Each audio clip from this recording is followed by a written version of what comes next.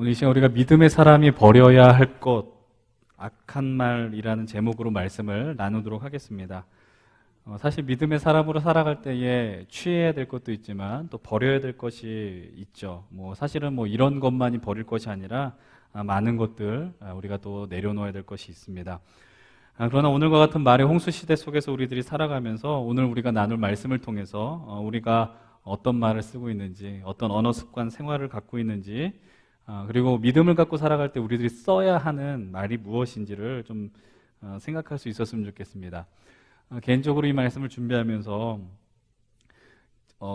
이게 보면서 제가 상당히 말을 많이 하는 사람입니다. 말을 많이 한다라는 말의 의미가 원래부터 그런 것은 아닙니다. 원래부터 그랬던 것은 아니고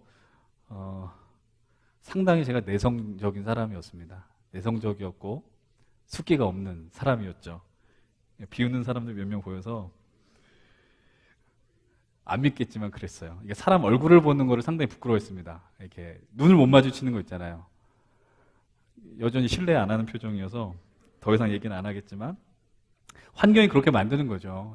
이 길을 가면서 이게 그런 느낌 있잖아요. 이제 내가 누군가를 대화를 하면서 너무 말을 많이 하는 거예요. 말을. 그러면서 내가 왜 이렇게 말을 많이 했지? 이렇게 하면서 스스로 당황하는 것들이 있어요. 그러면서 돌아보면은 굳이 안 해도 되는 말을 했구나라고 하면서 스스로 좀 자책할 때도 있고 후회했던 경험들이 있습니다. 제가 지금 얘기하는 게 저만의 것은 아니라고 생각을 합니다.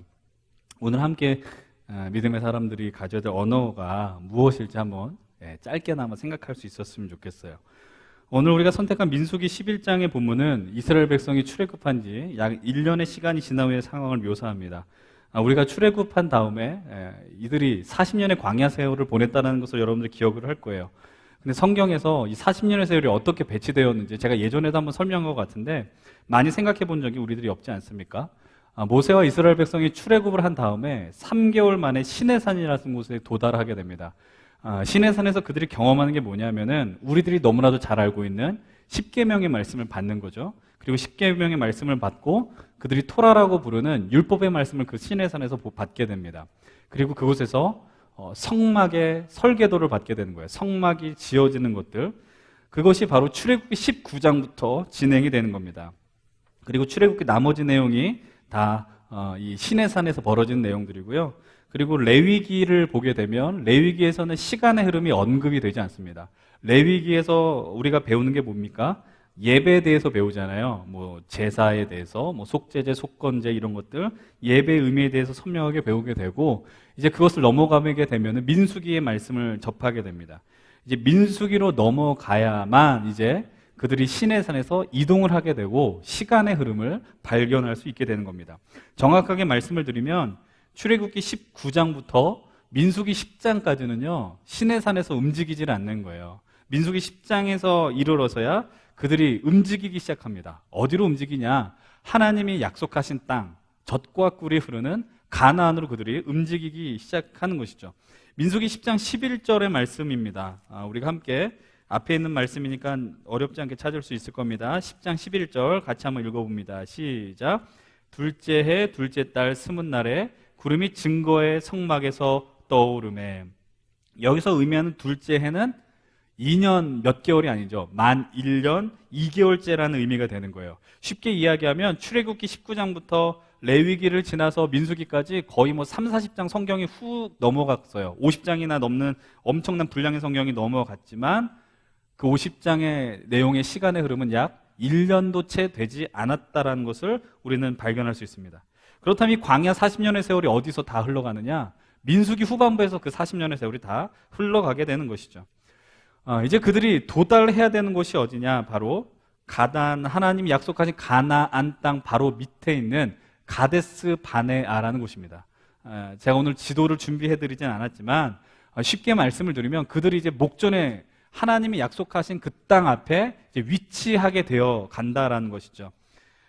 성경에 보면은 시내산에서 그 가데스 바네아까지 약 10하루길을 가면 된다라고 기록이 되어 있습니다. 그러니까 하나님의 약속하신 그 땅을 들어가기 전까지 그들이 했던 작업들이 뭐냐? 율법을 받고 또 성막을 짓고 예배에 대해서 배우고 그 모든 것들이 이제 가나안에 가서 너희들이 그곳에서 어떻게 살아야 되느냐라는 전초 작업을 하게 된 것이죠. 이제 그들이 가나안 땅에 들어가게 된다고 한번 생각을 해보세요. 억압받았고 고통받았던 그 땅을 떠나서 하나님이 약속하신 그 땅으로 갈 때에 얼마나 가슴이 벅차 올랐겠습니까? 애굽에 있었을 때 그들의 모습은 어땠습니까? 알지도 못하는 신한테 막 부르짖었다고요. 하나님, 난 너무 힘듭니다. 어렵습니다. 하나님의 일방적인 은혜로 하나님 모세를 그들에게 보내주셨고 그들을 출애굽하는 그 은혜를 허락해 주신 것이죠. 그들이 가야 되는 길은 꽃길이었습니다. 은혜의 걸음이었습니다. 그런데 그 상황 속에서 오늘 이 민수기 11장부터 이들은 전혀 예상하지 못한, 쉽게 말씀드리면 반역의 그 길로 그들이 가게 되었다라는 것이죠. 인간의 죄성이 그대로 드러나는 장면들이 오늘 본문부터 드러나게 됩니다. 이스라엘의 반역 이야기가 오늘부터 시작이 되는데 그에 대한 절정은 민수기 14장에서 드러나게 되죠. 바로 12명의 정탐꾼 가운데 10명의 정탐꾼이 부정적인 보고를 하는 그 장면을 우리들은 기억을 하게 됩니다. 오늘 우리가 선택한 21장의 본문은 그 이야기의 시작 부분이라고 할 수 있는 부분입니다. 오늘 그렇다면 우리가 이 반역에 대한 이야기를 나눌 텐데 어떤 주제를 갖고 얘기를 할까요? 그것은 바로 오늘 설교의 제목에 나와 있어요. 악한 말에 대해서 나누려고 합니다. 오늘 본문의 1절은 이렇게 시작을 합니다. 함께 1절의 말씀을 함께 읽어봅니다. 시작.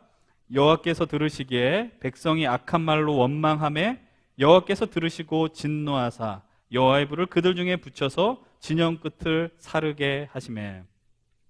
여러분, 이 상황이 우리로서는 좀 이해가 되지 않을 수 있는 상황입니다. 왜 이해가 되지 않냐라고 얘기하냐면 아까 전에 말씀드렸던 것처럼 본문 앞에서 이들이 11개월 동안 시내산 생활을 마무리를 하고 벅찬 가슴을 안고 가나안으로 움직인다고 하지 않았습니까?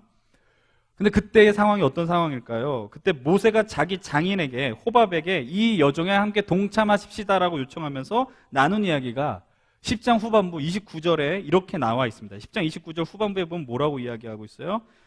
여호와께서 주마하신 것을 우리가 행진하나니 우리와 동행하자. 그리하면 선대하리라. 여호와께서 이스라엘에게 복을 내리리라 하셨느니라 라고 이야기를 합니다. 이 이야기는 자기 장인에게만 이야기하는 것이 아니라 백성들을 향한 이야기이기도 하죠. 우리가 이 가는 길은 하나님의 복을 누릴 수 있는 곳입니다 라고 선언하고 있는 겁니다. 그것만이 아니라 34절, 10장 34절을 보게 되면 그들에게 무엇이 경험돼요? 낮에는 여호와의 구름이 덮였다라고 이야기합니다. 이스라엘 백성이 이동할 때 어떤 일이 일어나는지 여러분들 기억하시지 않습니까? 하나님이 낮에는 그들을 구름 기둥으로 인도하셨고 밤에는 불 기둥으로 인도하셨다는 것을 우리는 너무나도 잘 알고 있습니다. 여러분들, 그리고 이들이 홍해를 경험했던 순간이 채 1년도 되지 않는다고요. 여러분들 한번 1년 전 사건을 여러분 기억하십니까? 선명하지 않았었던 것들, 스쳐 지나가는 것들 잘 기억이 안 나지만 여러분들 인생 속에서 바다가 갈라지고 그걸 건넜다라고 생각을 해보세요. 1년 전이 아니라 10년 전 사건도 아마 선명하게 기억할 겁니다. 지금 이스라엘 백성이 놓였었던 그 상황은 하나님의 인도하심, 하나님의 보호하심, 하나님의 은혜가 추상적으로 경험된 게 아니에요. 아주 선명하게 구체적으로 그들의 육신에 남아있는 상태다라는 것이죠. 근데 그들이 오늘 본문에서 나타난 반응이 뭐예요? 원망이라는 겁니다. 원망. 여러분, 그 원망은 어떻게 표출됩니까?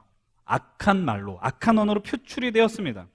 더 기가 막힌 건 뭐냐면요, 이 원망이 나오기까지 시간이 얼마나 걸렸냐라는 것이죠. 10장 33절을 보시면 뭐라고 이야기를 합니까? 3일 만에 그들이 하나님의 은혜의 길을 가야 하는데 3일 만에 불평의 언어가 나왔다라는 것을 우리는 발견하게 됩니다. 여러분, 불평하기까지 3일이면 충분합니다. 여러분, 사실 이것이 우리에게 놀랄 일이 아닌 것은요, 우리에게 흔히 드러나는 모습이기 때문이죠. 잠깐 우리의 한번 삶을 돌아보십시오. 사람은 그래요. 좋은 일이 있었는데 좋은 일에 대한 감격은 많이 간직하지 않는 것 같아요. 여러분들 그런 경험 해보지 않으셨어요? 특별히 형제분들께서 사랑하는 여자친구에게 선물을 줬습니다. 선물을 주는 그 효력이 얼마나 될까요? 돈에 그 투자한 것과 비례하죠. 그러나 가끔 보면 그날 선물 줬는데 그날 화를 내는 거예요. 그럼 그 돈이 너무 아까운 거죠. 화나지 않아요? 네, 그렇단 말이에요. 여러분, 하나님께서는 우리 인생 속에서 기억이라는 아주 놀라운 능력을 주셨어요. 기억하는 것. 여러분, 우리가 이 예배를 왜 드리는 줄 아십니까? 그냥 시간이 남아서 드리는 거 아니잖아요. 왜 예배 자리에 있어요? 하나님의 은혜와 하나님이 우리에게 베풀어 주신 그 모든 것들을 기억하기 위해서 이 자리에 나와 있는 거예요. 예배 속에서 만나는 하나님의 은혜, 오늘 우리에게 부어주신 은혜도 있어요. 그 두 가지를 다 보셔야 되는데, 예배를 통해서 오늘 이 시점에서 주시는 은혜가 있고요, 그리고 이 예배 가운데 만난 하나님을 통해서 그래, 하나님이 오늘까지 나를 여기까지 인도하셨구나, 그것을 기억하는 상황들이 있다라는 것입니다. 여러분, 기억이 그런데 그토록 중요한 이유는 무엇이냐면 인간은 망각의 동물이에요. 쉽게 잊어버려요. 기억도 잘하지만 잊어버리는 것도 잘합니다. 정확하게 말씀을 드리면 인간은 선별적 망각의 동물입니다. 선별해서 기억해요. 신기하게도 좋은 일은 쉽게 잊어버립니다. 그런데 나쁜 일은 시한하리란 만큼 잘 기억해냅니다. 탁월하게 잘 기억합니다. 특별히 믿음의 영역 속에서도 그런 것들이 드러나게 되죠. 하나님이 베풀어 주신 은혜보다 하나님이 내 기도에 응답하지 않았지? 이것이 우리 마음을 많이 지배하더라라는 겁니다. 이것을 우리는 오늘 이렇게 명명할 것 같아요. 죄인의 기억력, 타락한 자의 기억력이라는 것이죠. 여러분, 오늘 우리가 이 자리에 있을 수 있는 이유는 뭔지 아십니까? 여러분, 예배에 나와서 하나님, 나 인생이 힘듭니다. 하나님께 하소연하기 위해서 나오셨어요? 원망하기 위해서 나오셨어요? 그럴 수 있습니다. 그러나 우리가 이 자리에 있을 수 있는 이유는 주님의 은혜, 이 한 단어면 충분하다라는 거죠. 오늘까지 하나님 우리를 인도하셨고 지켜주셨고 도와주셨다라는 거, 지금까지 지내온 거 주의 크신 은혜라, 그것이 오늘 우리로 하여금 예배할 수 있는 능력을 줬다라는 겁니다. 근데 문제는 무엇이냐면은 여러분이 이제 이 예배가 끝나고 각 모임을 통해서 그렇다면 일주일 동안 하나님이 우리에게 베풀어 주신 은혜가 무엇입니까? 나눠보라 그러면 쉽사리 얘기를 못한다라는 거예요. 꽤 많이 당황하는 겁니다.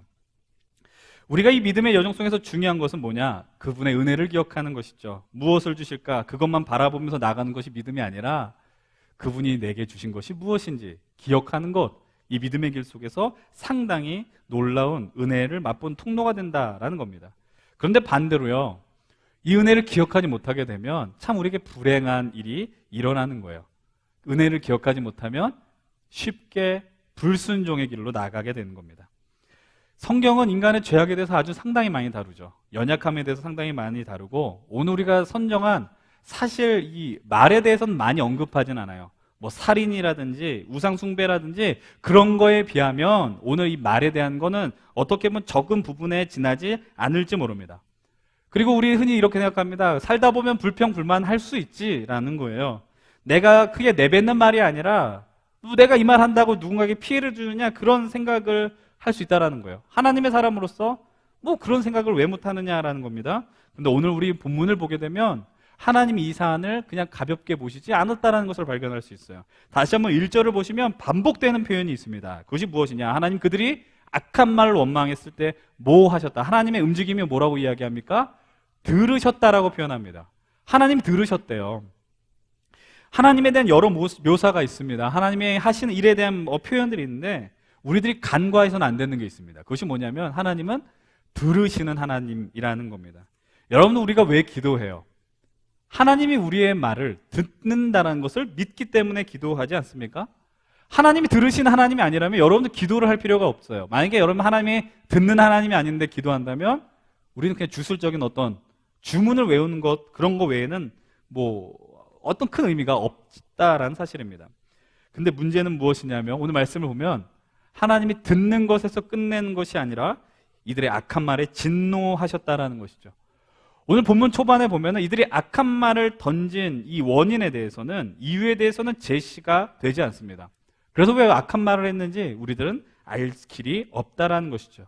그러나 하나님이 그것을 상당히 악하게 보셔서 그들이 진치고 있는 끝쪽에 불을 내렸다라고 성경은 이야기를 하고 있습니다. 이전의 말씀을 보면 뭐라고 이야기해요? 백성이 모세에게 부르짖었다라고 이야기를 합니다. 여러분, 그들이 왜 이렇게 부르짖었습니까? 두려워하는 거죠. 이 불에 대한 공포. 성경을 보면은 죽었다라는 표현은 나와 있지 않습니다.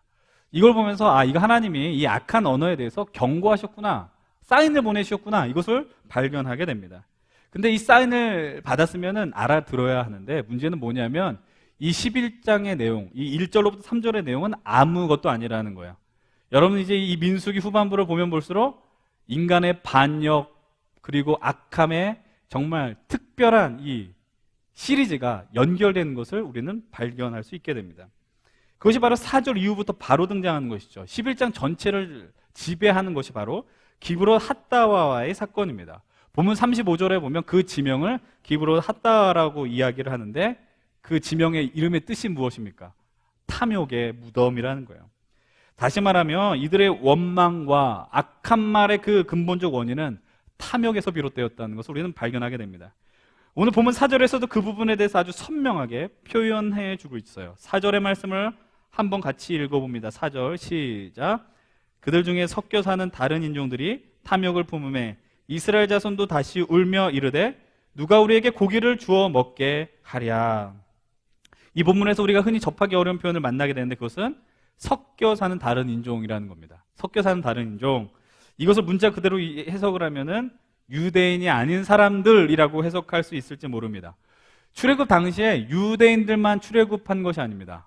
유대인이 아닌 다른 인종들도 같이 나와 있습니다. 그러나 인종이 다르다고 해서 그들이 무조건 반역의 자리에 동참했을까? 그것은 좀 무리가 있는 해석이라는 것이죠.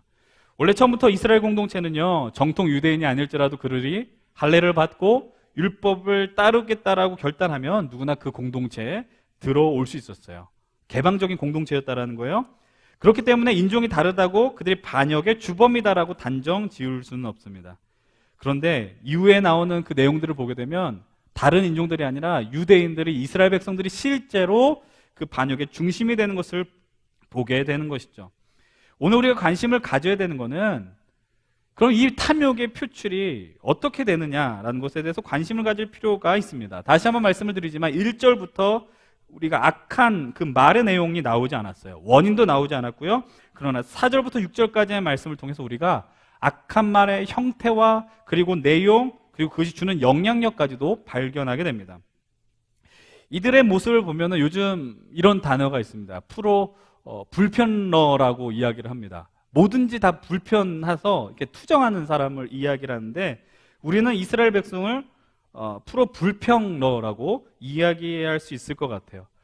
불평의 동기가 탐욕이라고 이야기합니다. 성경에서 이들의 불평의 동기를. 탐욕이라는 말이 주는 어감이 상당히 좋진 않죠. 그렇죠? 근데 이거를 좀 다르게 말로 표현하면은 욕구라고 표현할 수 있어요. 우리는 살아갈 때 욕구를 갖고 살아가지 않습니까? 뭐 잠자는 욕, 먹는 욕구, 성적인 욕구, 명예 욕구. 그런데 문제는 뭐냐면 그 욕구를 어떻게 다스리고 제어하느냐. 그거에 따라서 그 욕구가 상당히 가치 있는 것이 될 수 있는 반면에 다르게 방향을 잘못 설정하면 누군가를 해칠 수 있는 욕구가 될 수 있다는 것이죠. 변질될 수 있음을 이야기하는 겁니다. 근데 오늘 이들이 잘못한 게 뭐냐면 그 탐욕, 그 욕구를 쉽게 말로 표출을 했다라는 것이죠. 그들의 내용을 한번 잘 봤으면 좋겠습니다. 다시 한번 이 4절의 내용을 보면 원망의 원인이 뭐였어요? 후반부에 보면 누가 우리에게 고기를 주어 먹게 하느냐라는 거예요. 먹는 문제에 관한 것입니다. 이 광야 생활하면서 고기가 먹고 싶다라는 거예요. 사실 고기의 문제를 뛰어넘어서 본인들이 원하는 것을 이루지 못하니까 원망의 마음이 가득한 것이죠. 여러분 그래도 여기까지는 그럴 수 있지 않습니까? 우리들도 하나님 앞에 기도할 때 하나님 왜 이거 안 들어주십니까? 왜 듣지 않습니까? 원망할 수 있습니다. 하나님 앞에 답답함을 표출해낼 수 있습니다. 그리고 고기 싫어하는 사람이 사실은 어디 있겠어요? 여기 고기 싫어하는 분들이 계십니까?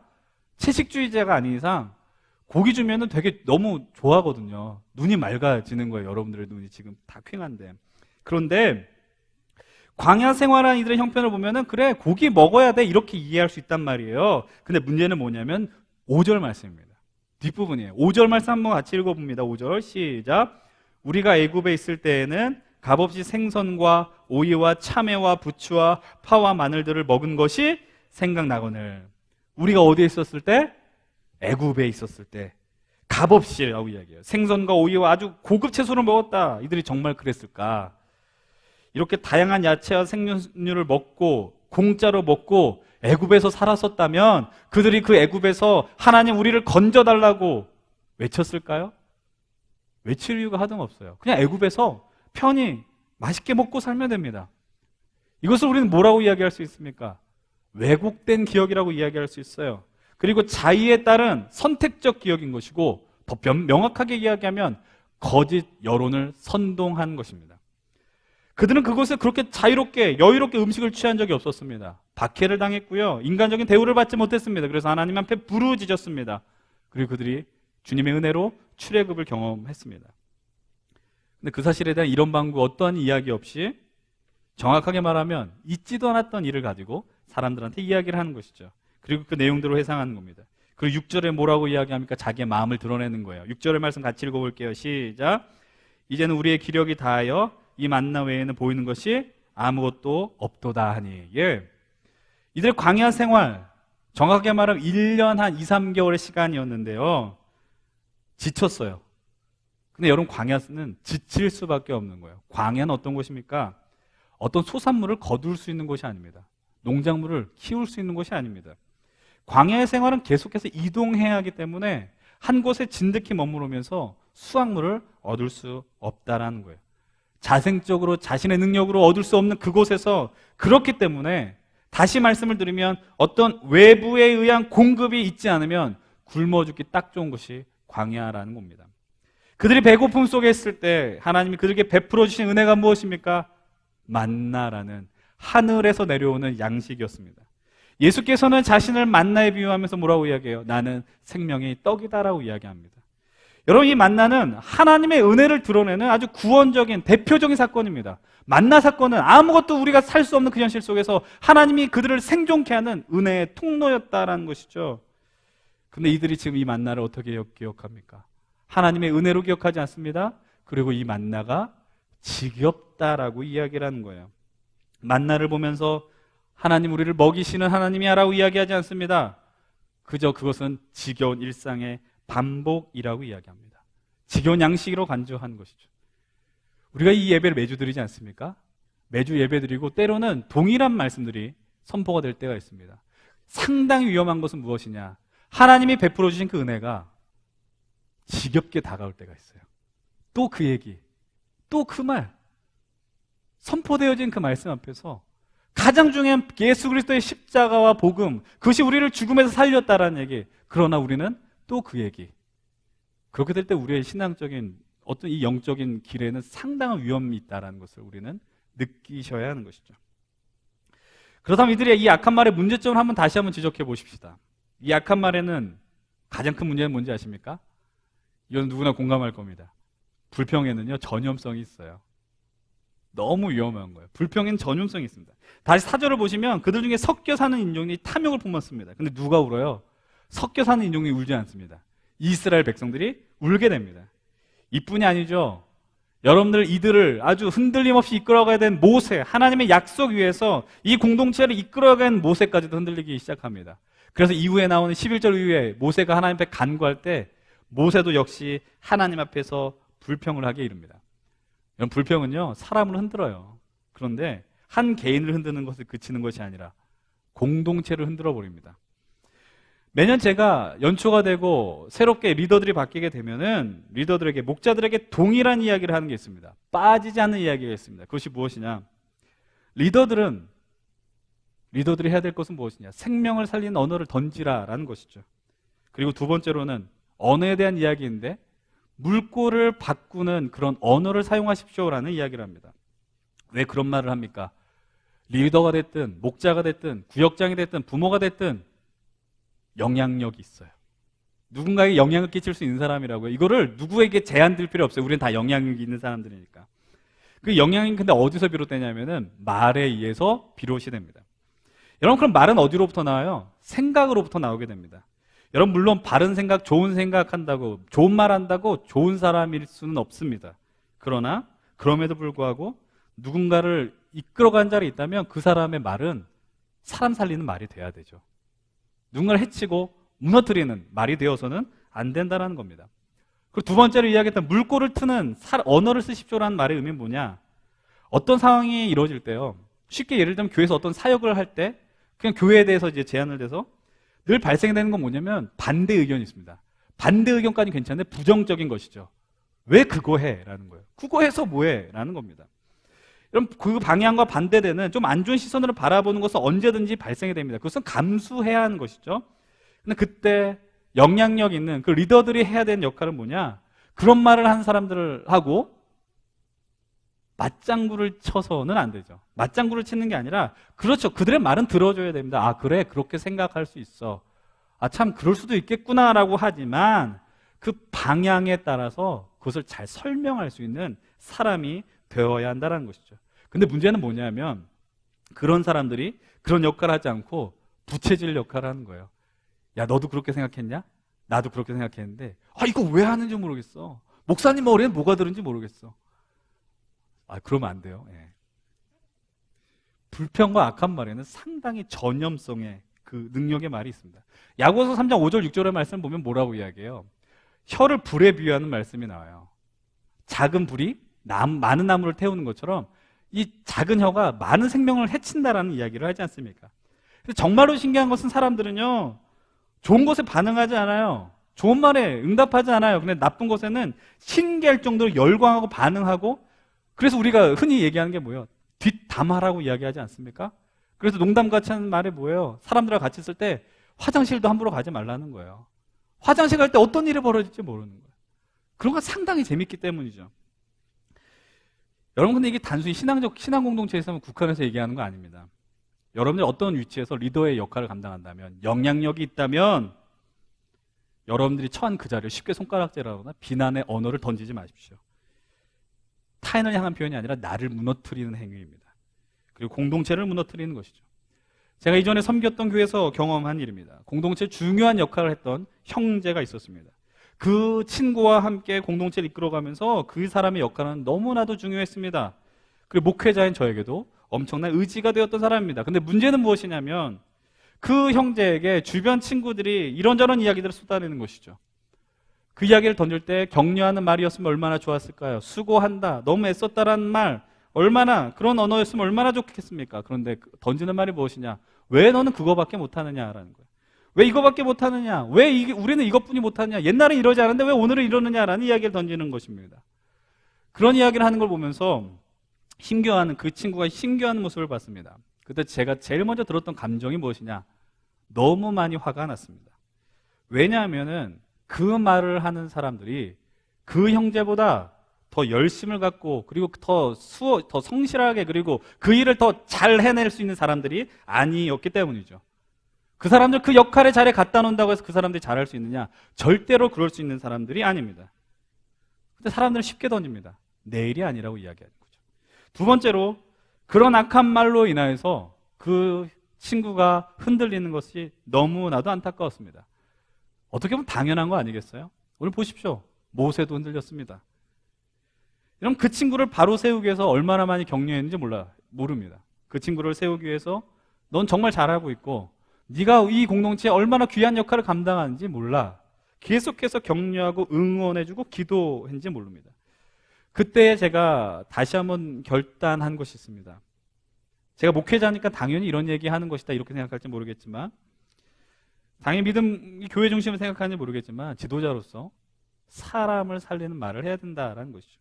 어렵고 힘들고 절망의 상황일지라도 우리 안 돼라는 말 던지면 안 되겠다라는 것입니다. 그런 언어들은 공동체를 무너뜨리기 때문이죠. 그렇기 때문에 이런 습관적인 사람들이 있으면 그냥 두어서는 안 된다라는 겁니다. 이런 이야기를 던지면 또 분명히 나오는 반박이 있습니다. 그게 뭐냐? 그렇다면 건전한 비판도 하지 말라는 말씀입니까? 라는 거예요. 안 좋은 거 안 좋다고 얘기하는데 그게 뭐가 문제입니까? 그것까지 하지 말라는 이야기는 아닙니다. 그런데 그 말을 하는 과정, 형식들, 상대를 배려하면서 할 수 있어야 되는 거예요. 그리고 근거가 있어야 되는 거예요. 우리가 말을 할 때요, 그리고 이런 비판적인 이야기를 할 때 상당히 무의식 중에 하는 게 뭔지 아십니까? 비아냥거리는 거. 여러분, 그거는 경멸해야 돼요. 그런 사람, 그런 말을 하는 사람은 경멸해야 돼요. 그런 습관을 가졌다면 당장 버리셔야 돼요. 좀 죄송한 표현이에요. 그런 사람들은 저는 취급하지 않습니다. 자신을 희생하지 않거든요. 희생하지 않으면서 그런 말 하는 사람은 그런 말 할 자격이 없다라는 거예요. 그러면서 우리가 상당히 놓치는, 그래서 우리도 모르게 하는 악한 말들이 또 이 본문 속에서 발견됩니다. 그것이 뭐예요? 사실에 근거하지 않은 자기의 생각과 감정에 근거한 언어들, 더 나아가서는 있지도 않은 사건들을 막 퍼다 나르는 식들의 말입니다. 그것을 우리는 유언비어라고 이야기를 하죠. 오늘 나온 악한 말을 다시 한번 보십시오. 애굽에서 그들이 그런 삶을 살아본 적이 없습니다. 근데 더 심한 왜곡이 뭐예요? 하나님이 주신 그 은혜, 만나를 평범함도 아닙니다. 지겨운 것으로 전락시켜버렸습니다. 왜 이런 일들이 벌어질까요? 우리 인생의 대부분의 불평과 불만은요, 하나의 왜곡된 판단과 주관적인 생각에서 꼬리에 꼬리를 물고 이루어진다는 것을 우리는 기억하셔야 돼요. 제일 대표적인 게 뭐냐면 특정한 사람들에 대한 평가입니다. 여러분들 그 어떤 특정한 사람이 미워할 수 있습니다. 싫어할 수 있습니다. 우리가 인간이고 그렇기 때문에 미워할 수 있어요. 그런데 그 사람을 미워할 때 전체가 다 미워요? 아니거든요. 마음에 드는 한 가지가 딱 걸리는 게 있어요. 근데 문제는 뭐냐면 그게 너무나도 크게 다가오니까 그게 다 싫다라는 거예요. 그러니까 근거도 없는데 그냥 그 사람의 전부인 양 접근하더라라는 겁니다. 그래서 한 부분 때문에 그 사람의 전체를 왜곡해서 보는 실수를 범하게 되는 겁니다. 거기에 그치지 않습니다. 그리고 그 사람에 대한 이 나의 주관적 평가와 판단을 다른 사람들과 쉐어하기 시작합니다. 쟤 그런 것 같지 않아? 라고 이야기하는 것이죠. 여러분, 하나님의 은혜의 말씀을 나누라는 것은 너무 힘겨워합니다, 우리들이. 그런데 누군가에 대한 평가와 그런 부분들을 나누는 것은 시키지 않아도 잘합니다. 왜요? 죄인이기 때문이죠. 죄성이 가득한 인간이기 때문입니다. 악한 말 가운데 가장 악독한 것은 거짓을 조장하는 겁니다. 사탄이 거짓의 아비다라는 것을 여러분 기억하십시오. 없는 것을 있는 것처럼 만들고 그것이 진실인 양 호도하는 것. 요즘 이 시대가 그렇지 않습니까? 페이크 뉴스라고 이야기해요. 진실이 아닌 것을 진실처럼. 제가 그래서 몇 번이고 말씀드렸어요. 카톡에 퍼다 나르는 것 중단하십시오. 거기에 99%는 다 가짜 뉴스들입니다. 여러분들, 그것을 양산하는 것도 문제지만 생각 없이 퍼다 나르는 것도 심한 문제라는 겁니다. 그렇다면 이 악한 말 습관을 버리기 위해서 우리들에게 필요한 모습이 무엇인지 아십니까? 잘 기억하시면 돼요. 하나님 우리에게 베풀어 주신 사랑과 은혜를 오늘 이 예배 속에서, 오늘 말씀이 조금 딱딱하고 무거운 것 같지만 그럼에도 불구하고 주님이 우리를 사랑하신다는 것, 우리에게 베풀어 주시는 만나가 있다는 걸 기억해 내셔야 된다는 것이죠. 근데 그 기억하는 게 힘겨우면요, 믿음의 길이 어렵습니다. 하나님의 은혜를 떠올리는 것이 힘들면요, 악한 말의 중심이 되게 딱 십상이라는 거예요.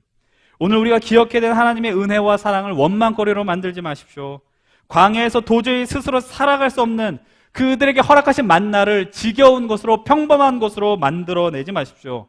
아까 말씀드린 것처럼 예수 그리스도의 십자가의 은혜가 또 십자가 이야기라고 다가오지 않도록 여러분들의 마음을 늘 점검하시고 예수 그리스도를 바라보시기 바랍니다. 이런 생각이 든다는 것은 우리 믿음의 여정 속에 적신호가 켜졌다는 것이죠. 사탄은 하나님의 사랑과 은혜를 자꾸 뻔한 것으로 만들어 버리려고 합니다. 여러분, 하나님의 은혜와 사랑은 날마다 새로운 거예요. 아침마다 새롭고 늘 새로우니 주의 성실하심과 신실하심이 오늘 우리에게 임한다. 이 고백을 기억하셔야 합니다. 그렇게 하기 위해서는 말씀 앞에 있어야 돼요. 여러분, 말씀이 왜 놀라운 건지 아세요? 똑같은 말씀임에도 불구하고요, 작년에 봤는데 그때도 은혜 받았는데 오늘도 주시는 은혜가 또 그 말씀 속에 담겨 있기 때문이죠. 그것이 말씀의 위력이며 하나님 우리에게 주시는 은혜의 통로임을 기억하십시오. 오늘 우리가 믿음의 사람이 버려야 할 것, 악한 말이라는 주제로 말씀을 나누었습니다. 솔직히 어떻게 늘 좋은 말만 하고 살아요? 긍정적인 말 많이 하면 좋은데 불평할 수 있어요. 저도 살면서 저도 모르게 불평하는 언어들 쏟아낼 때가 있어요. 그런데 부탁드리는 것은 그런 게 습관이 되면 너무 힘들어요. 좀 너무 솔직한 얘기해서 죄송합니다. 목회하면서 이런 습관을 가진 성도님을 대하면 너무 힘들어요. 솔직히 말하면 입을 막아버리고 싶어요. 차마 찢는다는 표현은 못하겠고. 근데 그분의 성품과 성질이라는 걸 어떻게 하겠습니까, 제가. 근데 여러분들 기억하셔야 될 건 그 언어에 전염성이 있어요. 어마어마한 전염성이 있어요. 그리고 거짓을 담고 있다면, 저 아까 전에도 그랬잖아요. 취급하지 않아요. 가만두지 않아요. 그리고 잘하고 있는 사람을 괴롭히는 정말 부정적인 언어를 하는 사람들은 때릴 수는 없으나 때린 것 같은 마음으로 대할 수 있습니다.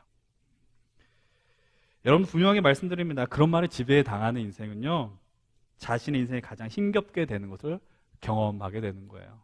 내 말이 나를 지배하거든요. 여기서 계신 분들, 내가 미약하나마 영향력이 있는 분들이라고 생각이 되신다면 여러분들 입술을 조심하고 또 조심하십시오. 생명을 살리는 언어, 다시 한번 부탁드리지만 비꼬는 언어 던지지 마십시오. 여러분, 그거 예민하게 반응하지 못하면 리더의 자격 없어요. 여러분, 자녀들 키울 때 그런 광고 보셨는지 모르겠어요. 너 왜 이것밖에 안 돼? 너는 왜 이 모양 이 꼴이야? 여러분, 어마어마한 상처가 되는 거거든요. 여러분, 이미 우리들은 지금 상처가 아주 많아요. 말로 인한 상처가 상당히 많아요. 그렇기 때문에 내가 상처받았으니까 나도 상처 줄 테야. 어떻게 그렇게 살겠습니까? 주님은 우리에게 그런 말 주신 적이 없어요. 내가 너를 사랑한다.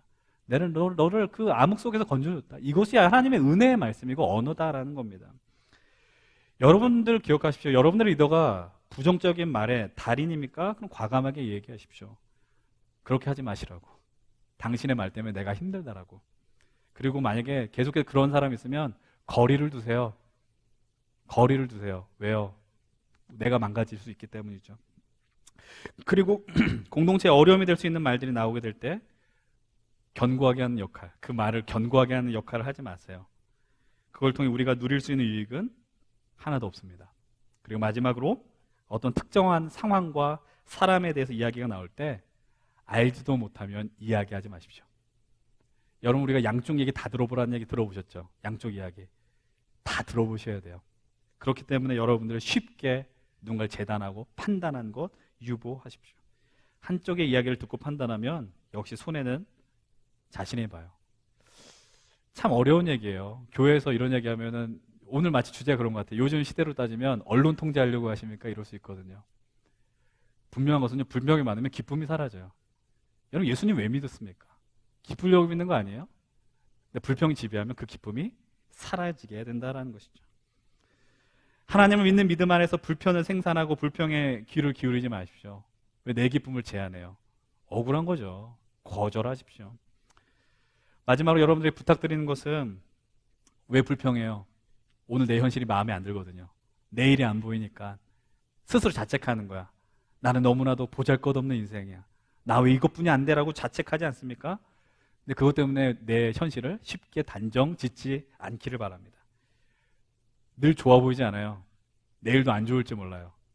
근데 이 믿음의 길을 간다는 건 뭔지 아십니까? 하나님께서 장차 우리에게 은혜를 베풀어 주신다는 것을 믿는다라는 거예요.